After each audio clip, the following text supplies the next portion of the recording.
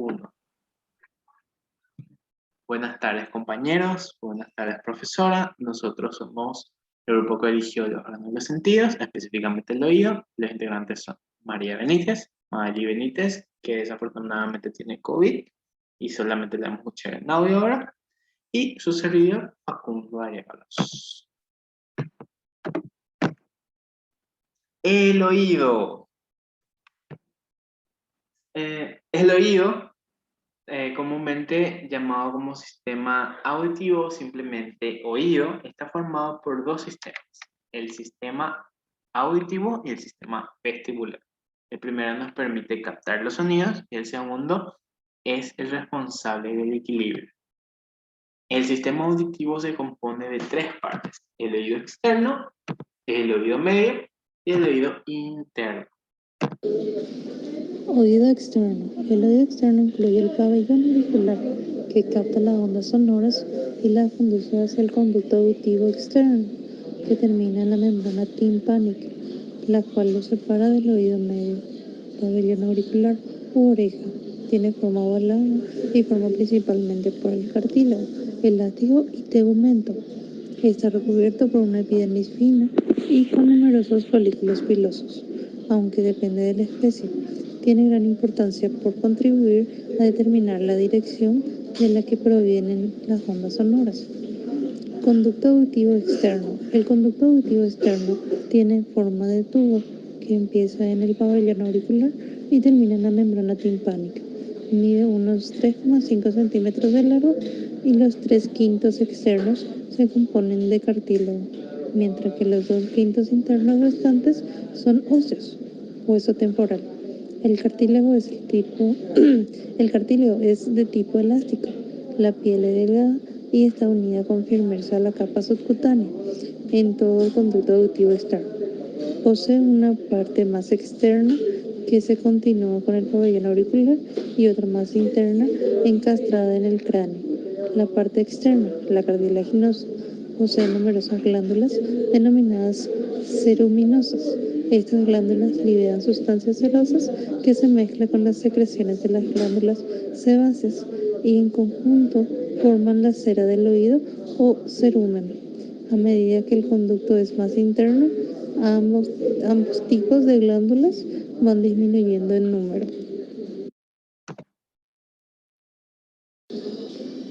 Oído medio se encuentra a continuación del conducto auditivo externo y es una cavidad denominada cavidad timpánica, enclavada en el hueso temporal del cráneo.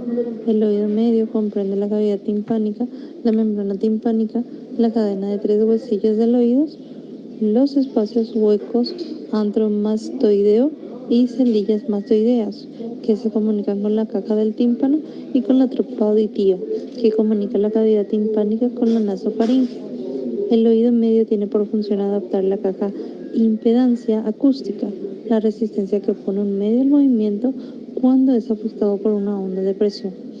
En el oído externo lleno de aire a la mayor impedancia acústica, en el oído interno lleno de líquido. Cavidad timpánica. Es una pequeña cavidad irregular llena de aire con características de hendidura perpendicular biocóncava insertada entre la membrana timpánica por la cara lateral y el oído interno por la cara medial. La cavidad timpánica está revestida por una mucosa que también recubre todas las estructuras internas. Se continúa hacia atrás con la mucosa del antromastoideo y hacia adelante con la mucosa de la trompa auditiva. Por la cara lateral, la mucosa revisa la superficie interna de la membrana timpánica y por la cara medial, la superficie lateral de la membrana timpánica secundaria. En la mayor parte de la cavidad timpánica, la lámina epitelial se compone de epitelio simple plano, pero en la parte anterior hay un epitelio pseudoestratificado cilíndrico, ciliada y células caliciformes. Membrana timpánica. Es una membrana semitransparente delgada que separa la cavidad timpánica del conducto auditivo externo. Es ligeramente oval, con un diámetro de alrededor de 1 centímetro y un espesor de 0,1 milímetro. La membrana timpánica se compone de 3 capas. La capa interna media de tejido conectivo fibroso, recubierta hacia el conducto auditivo por piel y así la cavidad timpánica por mucosa. La capa intermedia de tejido conectivo fibroso representa la mayor parte de la membrana timpánica y se compone sobre todo de densos haces de fibra y de colágenos dispuestos en dos capas. En la capa externa lateral, las fibras se irradian hacia afuera desde el manubrio del martillo, mientras que en la capa interna presenta una disposición circular. También se encuentran fibras elásticas y fibroblastos. Piel que recubre la superficie externa de la membrana timpánica, es delgada, no queratinizada y carece de pelos y glándulas. Se componen en una fina epidermis que yace sobre una delgada capa de tejido conectivo subdérmico. La mucosa que reviste la superficie interna de la capa intermedia de tejido conectivo está compuesta por epitelio simple plano que descansa sobre una delgada lámina propia. Los huesillos del oído. Al oído medio también pertenece la trompa de Eustaquio, la cual conecta la cavidad timpánica con la faringe. Permite equilibrar la presión del aire de la cavidad oral con la del oído medio. Los huesillos del oído son tres pequeños huesos que por su forma se denominan el martillo, que está sujeto al tímpano, el yunque, que está sujeto al martillo, y el estribo, que está conectado al yunque, y es el hueso más pequeño del cuerpo. El andromastoideo y las celdillas mastoideas.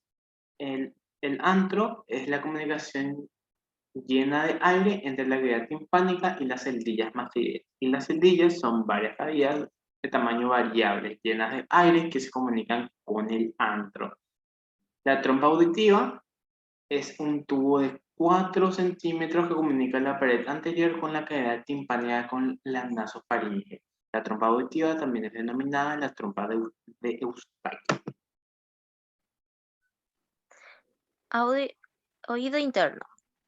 El oído interno se ubica en el peñasco o porción petrosa del hueso temporal. Debido a su forma compleja, el oído interno se denomina laberinto y está compuesto por el laberinto óseo externo que rodea el laberinto membranoso como una cápsula de sustancia ósea muy dura. El laberinto membranoso está constituido por un sistema continuo, cerrado, de cavidades y conductos limitados por membranas y ocupado por un líquido de endolinfa. Otro líquido, la perilinfa, lo separa de las paredes del laberinto óseo circundante. El laberinto membranoso contiene los verdaderos órganos receptores para el equilibrio y la audición en zonas localizadas donde aparecen agrupaciones de células epiteliales, que son los receptores sensoriales inervados por el nervio vestibulocuclear. El laberinto óseo se comunica con la cavidad timpánica a través de dos orificios en su pared medial, la ventana óvalo vestibular y la ventana redonda o coclear. Laberinto óseo. El laberinto óseo está contenido en el hueso temporal del cráneo y está formado por los conductos semicirculares del vestíbulo y la cóclea. En el centro del laberinto óseo está el vestíbulo, desde el que parten los canales semicirculares, los cuales son conductos dentro del hueso con forma semicircular, que hay tres: superior, posterior y lateral. El laberinto óseo tiene una longitud de unos 2 centímetros. Desde el punto de vista histológico, el hueso compacto de la porción petrosa forma una condensación compacta desde especial de 2 a 3 milímetros de espesor alrededor de las cavidades del laberinto, la cápsula del laberinto. Laberinto membranoso. El laberinto membranoso se divide en laberinto vestibular y laberinto coclear. El laberinto vestibular concluye dos sacos otolíticos, denominados utrículo y sáculo, ubicados en el vestíbulo, y 3 conductos semicirculares membranosos ubicados dentro de los conductos semicirculares óseos. Por último, el conducto endolinfático y el saco endolinfático se consideran parte del sistema vestibular. El laberinto coclear está formado por el conducto coclear ubicado dentro de la cóclea ósea. Todas las partes del laberinto membranoso se comunican libremente, pero en conjunto forman un sistema cerrado. En general, el laberinto membranoso presenta la misma forma por el óseo, aunque bastante más pequeño, dado que la perilinfa ocupa el espacio entre ambos. El laberinto membranoso está suspendido en la perilinfa. Laberinto vestibular. El sáculo se encuentra en el vestíbulo por delante y por debajo del utrículo. Es redondeado y se continúa hacia abajo en un conducto delgado y corto. El conducto Reunies, mediante el cual se comunica con el extremo vestibular del conducto coclear. El utrículo es el mayor de los dos sacos otolíticos y se ubica hacia abajo y hacia atrás del vestíbulo.